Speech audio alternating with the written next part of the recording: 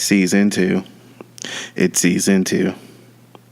I took too long of a break, so I'll just make it up by saying that was my summer break, and now it's season 2. Season 2 of Stop Watching the podcast you're currently listening to. I'm still Kirk. I'm still trying being the keyword to not watch the show The Office, failing at it miserably, and talking to myself with a microphone in front of me. But yeah, I took a couple weeks off. I traveled. So hey, it's season 2 now. That was the pilot season, working the kinks out. But I'm back. So this is S2E1. Stop watching The Office. I wanted to talk about movies again because I watched a lot of stuff while I wasn't podcasting and traveling and being lazy and just watching random stuff. But I watched a couple things on Netflix, a couple movies I wanted to talk about, but watching them and thinking about them and thinking about being an episode of it made me remember way back in the day of 2000, the early 2000s, the earliest being 2000 and 2001 when I was in high school and I worked for a place that doesn't exist anymore, an industry that doesn't exist anymore. I worked for a video rental store. Back then the main two were Blockbuster and Hollywood Video, and like there were other mom and pop and smaller shops, but after a while those were the two main ones, and I worked for Hollywood Video. It was funny because I worked for a Hollywood Video and there was a Blockbuster like right across the street and a movie theater like in the mall. It's so weird. But the reason these movies made me think about those because they weren't movies that were in the movie theater. They were kind of, now they call VOD, video on demand. Back in the day, they're called like straight to video. And at like Hollywood Video, the way the store was set out was like all across the walls, there were shelves with videos you can rent. And those were 90% of the time new releases. Movies that just came out on video. Like we would stack the walls with stuff that was like brand new and people would, go there to rent them. But in the middle of the store, there were like these straight to video movies. Like these, you could call them indie or low budget but that's that was in the shelves in the middle. And these movies I watched on Netflix made me think of those because back then the majority of people would go to the new releases because that's what they wanted to see. But there's always select few people who would just only watch those straight to video movies, and I can never understand them growing up. But it seems like nowadays that's what the bulk of Netflix is filled with. Those VOD or, straight to video movies or indie movies. Also a lot of foreign movies. If you like go deep into a category in Netflix, there's a lot of Indian like Bollywood movies. I was surprised. I watched a couple like a while ago.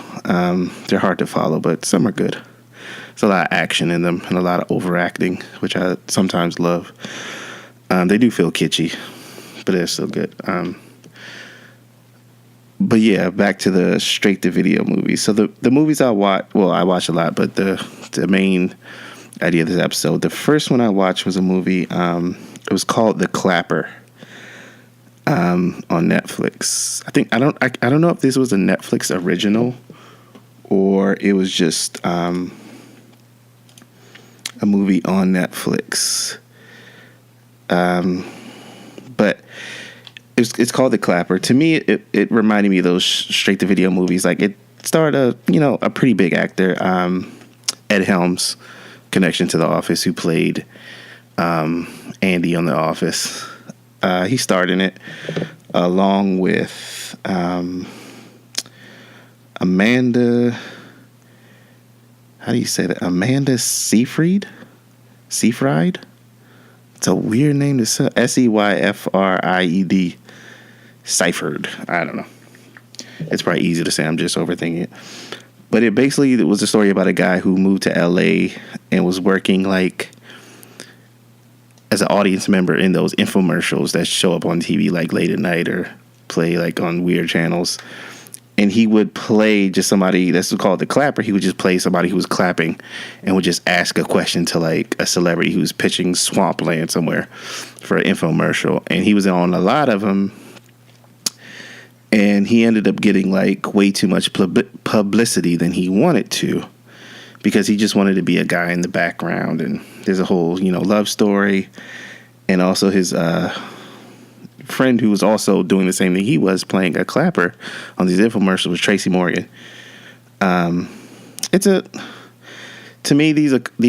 comedy. It can be labeled a comedy, but I think for me, these are one of those movies where it's a drama with comedic elements. Like there's some comedy, but it's an overlying dramatic character study. That's what I would label it as. Hard to say, but I wouldn't just say it's a comedy movie. I'm looking at the Metacritic score, 21, which I think is really low. I guess it didn't get good ratings. But I liked it. It got a 5 out of 10. I don't even want to look at the reviews. It's one of those movies where, like, if it's like, watch it and have no expectation, just watch it and just, not get into the story, but don't think too much about it. But it was interesting. It's not great. It's not, gonna win. It wasn't at Sundance or anything, but it was good. I really like Tracy Morgan's character. Like he kind of played a guy who was I'm gonna say a bit off. He was like a person who might have been like autistic, like who didn't have good people skills. Like that was such a different character than Tracy Morgan usually plays. It was kind of interesting watching him play that type of character. Yeah, but that's one of those movies that wouldn't be on the outside wall at Hollywood Video. It would be like on the inside or at like the back. They would put like those new release straight to videos like all the way to the back. You could tell they were, because they were like, you never heard of them, and the box art for them would look really like crappy. Like people's, like if there was a hand and a face, it wouldn't match. It would look like superimposed. I couldn't stand those when I was working there. They always look so weird to me. Like it would have two people on it, and they'd be looking in a weird direction. They wouldn't like line up right. I'm looking at the cover for this right now. It looks like that. The second movie, that was another straight to video one that was on Netflix. This one, I don't know if it's considered straight to video. To me, this would be considered, it would be in the middle, but it'd be like an indie movie that didn't have a wide release. It'd be like one of those ones that were only in New York or California and Sundance and film festivals, but then it would end up on video. It was called Don't Think Twice. Another movie that's later like comedy and drama. To me, it's like a drama with comedic elements because it's about comedy, which is a bit weird, but it's about an improv group. And what happens to them when like one becomes really successful and famous. Like there's the whole improv group wants to get on this show. That's a fake show on the movie, but it's basically the same thing as Saturday Night Live.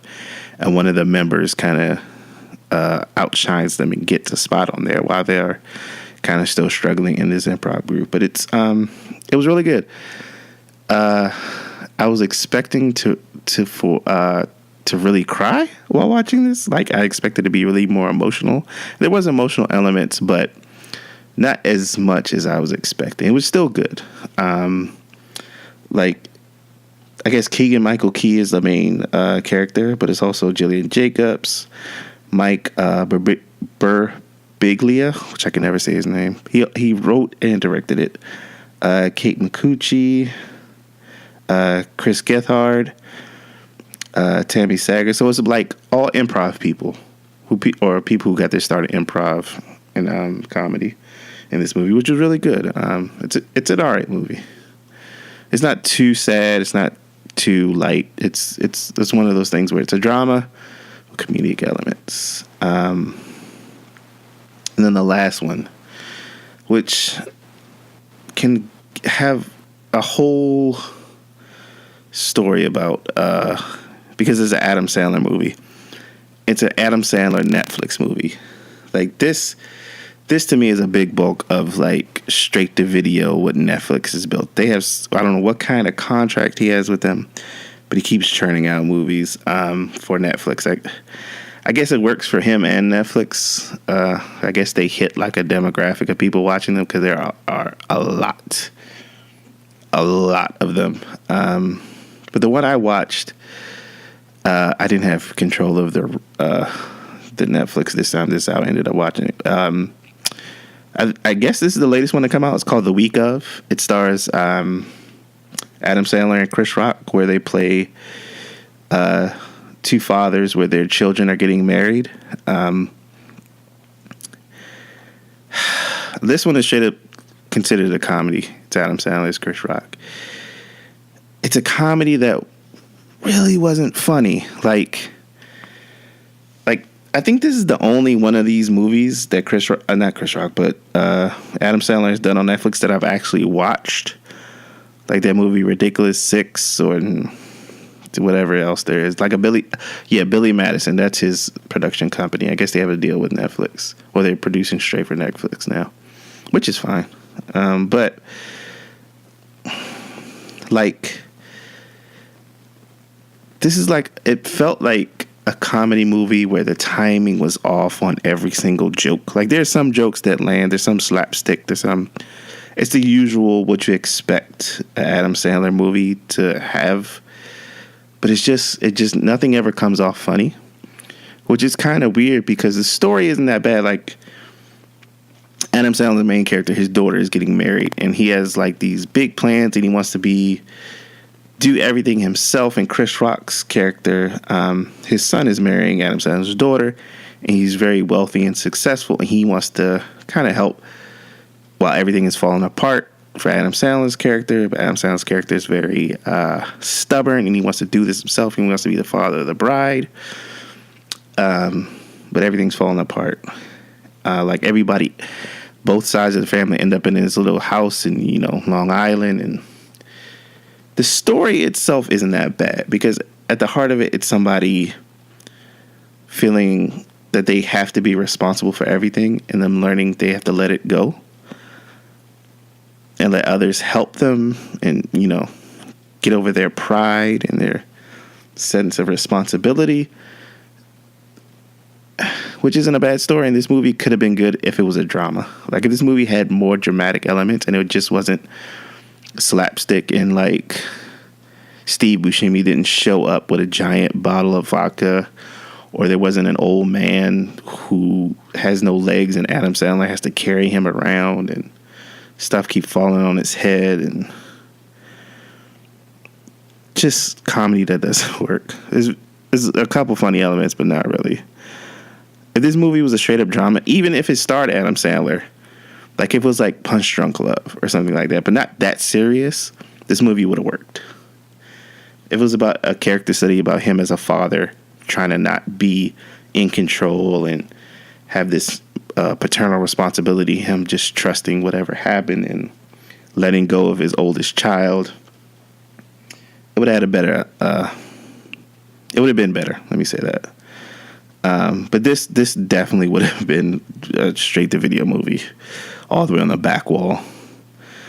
Like Netflix has its own Adam Sandler section if Netflix was a video rental store. But yeah, that's all I wanted to talk about. Man, it's so weird. Like if I had a child right now and I told them, in high school I worked for my money, like, where did you work? At a video rental store. I wouldn't. It would take me longer to explain what the concept of a video rental store is to a child today. That would take so long. But that's my story. I'm sticking to it. So I ended there. Season 2, episode 1 of Stop Watching the Podcast. Stop Watching The Office, the podcast. I'm Kirk. I'm still messing up the name of my own podcast, but thanks for listening. Catch you on the next one. Peace.